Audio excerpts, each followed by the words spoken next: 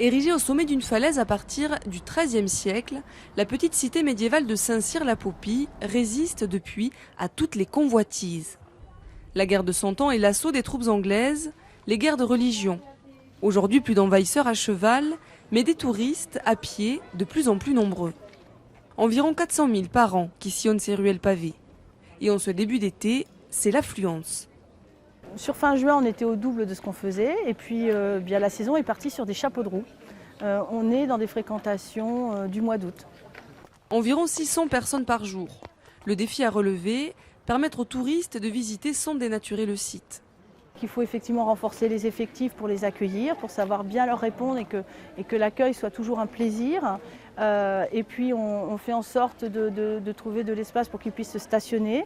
Et là tout le monde s'y est mis, le Conseil général nous a aidés, des propriétaires ont mis des terrains à disposition pour qu'on puisse faire les choses très rapidement. 2 parkings en plus et un nouveau en construction. Le moindre aménagement est scruté, étudié, car Saint-Cyr-la-Popie est classé au patrimoine historique. Les infrastructures doivent se fondre dans le décor.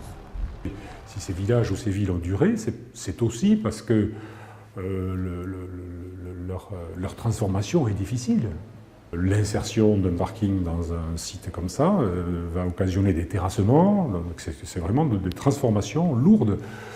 Une artificialisation des sols, qu'on va essayer la plus douce possible.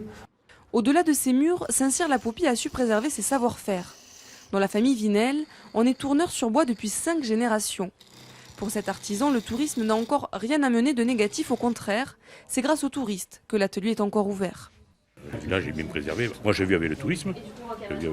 Bon, ça fait travailler des gens, des personnes, des jeunes qui veulent trouver un emploi sur le site.